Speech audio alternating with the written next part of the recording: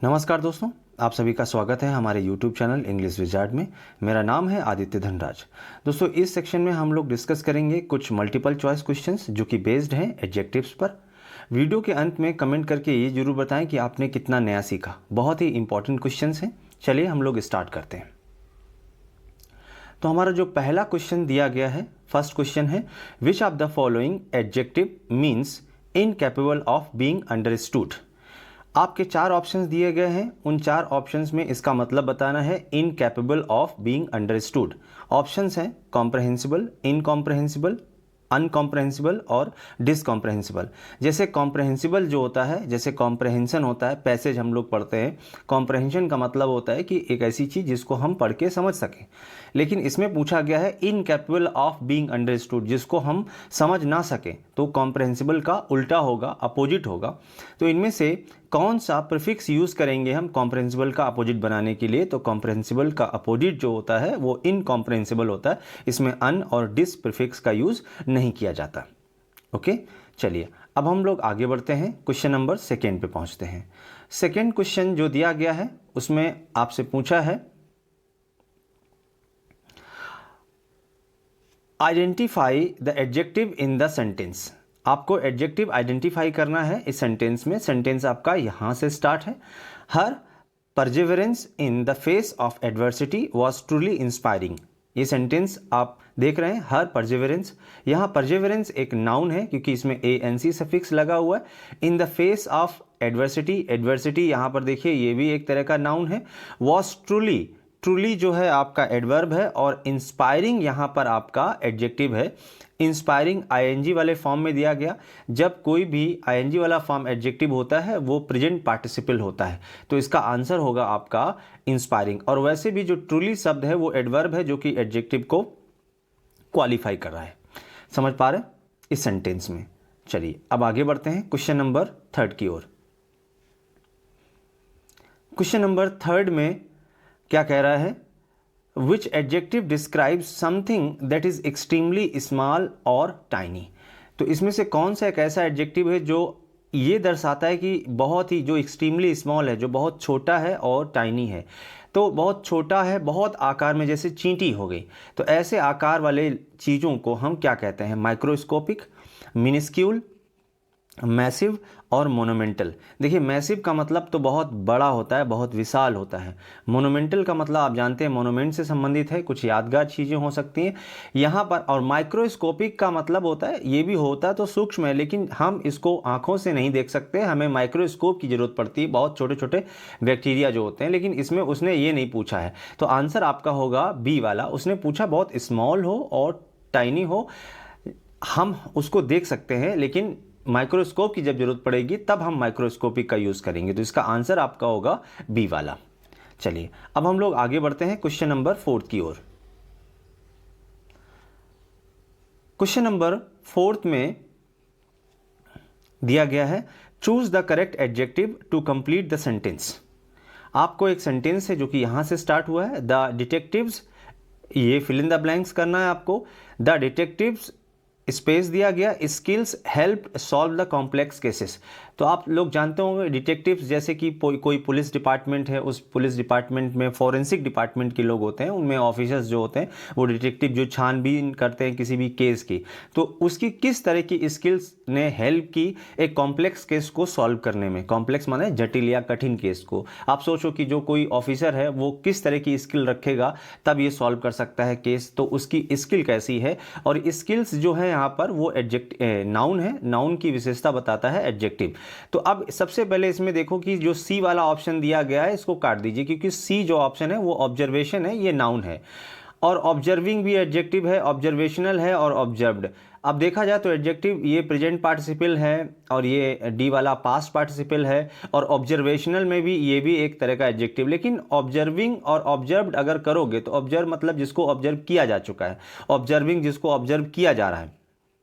लेकिन हमें यहाँ पर परमानेंट एक एडजेक्टिव चाहिए जो कि दिया गया है ऑब्जर्वेशनल, मतलब एक ऐसा ऑफिसर है जिसके अंदर ऐसी स्किल है। ऑब्जर्वेशनल मतलब वो चीज़ों को ऑब्जर्व करता है। जैसे देखा होगा कि किसी भी क्राइम स्पॉट पर कुछ चीज़ें हैं, उनको देख के ये तेज़ी से समझ लेता है कि क्राइम कैसे किया गया होगा।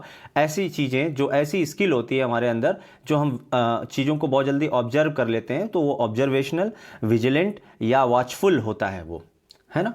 चलिए अब आगे बढ़ते हैं। अच्छे क्वेश्चन से बहुत बेहतरीन क्वेश्चन जैसे कि हमारे एग्जाम्स में आते हैं, इसी तरह के क्वेश्चंस आपको इसमें मिलेंगे। बहुत ही प्रेसाइज है ये, बहुत ही बेहतरीन डेटा है आपके लिए। क्वेश्चन नंबर 5 जो है, which adjective describes something that is clear. ऐसा एडजेक्टिव आपको बताना है जो ये डिस्क्राइब करता है कि जो कि क्लियर है, इजीली अंडरस्टूड है, जिसको हमें आसानी से समझ सकें, और फ्री फ्रॉम एम्बिग्युटी है। और उस सेंटेंस में या ऐसी चीज़ में किसी में एम्बिग्युटी नहीं होनी चाहिए, वो एम्बिग्युटी से फ्री। एम्बिग्युटी का मतलब होता है एक ऐसी चीज़ जिसके दो अर्थ निकल रहे हो, मतलब अर्थ कुछ दूसरा था, आपने समझ कुछ दूसरा लिया, तो ऐसी चीज़ें एम्बिग्युटी होती हैं। तो हमें बताना है फ्री फ्रॉम एम्बिग्युटी, जो कि एकदम क्लियर हो और जो एक अंडरस्टूड है। तो देखो, अनक्लियर माने अस्पष्ट होता है, आप जानते हैं। एम्बिगुअस माने होता है दो अर्थ जैसे निकल रहे हो। और ऑब्सक्योर का भी मतलब जो डी वाले ऑप्शन में दिया गया है वो भी क्या है, जिसका मीनिंग स्पष्ट ना हो। ये तीनों ऑप्शंस नहीं हो सकते, इसलिए आपका जो आंसर होगा वो आंसर होगा सी वाला, परस्पिकुअस, है ना। परस्पिकुअस, परस्पिकुअस का मतलब होता है कोई चीज़ जो बहुत क्लियर है, जिसको आसान तरीके से हम समझ सकते हैं और जिसमें कोई एम्बिग्युटी ना हो। चलिए अब आगे बढ़ते हैं क्वेश्चन नंबर 6 पर। क्वेश्चन नंबर 6 जो दिया गया है वो कह रहा है what is the adjective form of the noun flexibility. ये जो फ्लेक्सिबिलिटी शब्द दिया गया है, इस फ्लेक्सिबिलिटी शब्द का नाउन आपको बताना है। तो देखो, फ्लेक्सिबिलिटी एक नाउन है, ये ITY सफिक्स है तो नाउन है। अब देखिए, पहला जो ऑप्शन दिया है वो फ्लेक्स है, दूसरा ऑप्शन फ्लेक्सिबल है, तीसरा ऑप्शन फ्लेक्सियन है और चौथा ऑप्शन फ्लेक्सिबिलिटी। तो देखो, ये यहाँ पर ये एक तरह का एडवर्ब है, फ्लेक्सियन नाउन है और फ्लेक्स भी क्या है, आपका नाउन है। तो आपको IBLE सफिक्स जिसमें दिया गया यही एडजेक्टिव होगा, आंसर बी वाला सही होगा। फ्लेक्सिबिलिटी का जो एडजेक्टिव होता है वो फ्लेक्सिबल होता है। ओके, चलिए आगे बढ़ते हैं क्वेश्चन नंबर 7 पर। क्वेश्चन नंबर 7 क्या कहता है, देखें। Select the adjective that means excessively showy और flashy often in tasteless way. देखो कैसा बता रहा है कि आपको ऐसा एडजेक्टिव बताना है जिसका मतलब शो करने वाला, मतलब जो बहुत ही ज़्यादा दिखावटी हो, और फ्लैसी हो, जो फ्लैश कर रहा हो, वो भी कुछ चमकीला हो, चटक हो या और लेकिन ऑफन लिखा गया टेस्टलेस वे है, मतलब उसका कोई जो टेस्ट नहीं है, मतलब ये चीज़ है। तो दिखावा है मतलब ज़्यादा। तो ऐसे शब्द को हम क्या कहते हैं, एलिगेंट, फ्लैम्बॉयंट, सटल और मोडेस्ट ऑप्शन दिए गए। देखो, मोडेस्ट माने विनम्र होता है, सटल माने जटिल होता है। अब दो ही ऑप्शन बचे। एलिगेंट माने आकर्षक, जैसे कोई बहुत अच्छा दिख रहा है, कपड़े अच्छे पहने हुए है, तो वो आकर्षक है, वो एलिगेंट होता है। और फ्लैम्बॉयंट ऐसा होता है लेकिन वो दिखावा ज़्यादा करता है। तो हमें दिखावा वाला शब्द चाहिए, एक्सेसिवली सोवी और फ्लैसी, लेकिन टेस्टलेस है, उसमें कोई टेस्ट नहीं है। लेकिन जिसमें टेस्ट होता है वो एलिगेंट होता है, इसलिए आंसर आपका जो होगा वो बी वाला होगा, जो दिखावा होता है, फ्लैम्बॉयंट। अच्छा क्वेश्चन है, इस तरह के क्वेश्चन सारे आए हुए हैं एग्जाम्स में। चलिए क्वेश्चन नंबर 8 पर बढ़ते हैं। क्वेश्चन नंबर 8 क्या कहता है, identify the adjective in the sentence. Sentence आपका यहाँ से स्टार्ट है। The marathon runners were exhausted but determined to finish the race. यहाँ तक सेंटेंस दिया गया। इस सेंटेंस में आपको एडजेक्टिव पहचानना है। देखिए, द मैराथन रनर्स, जो मैराथन रनर्स थे, जो दौड़ रहे थे, वो तो नाउन हो गया।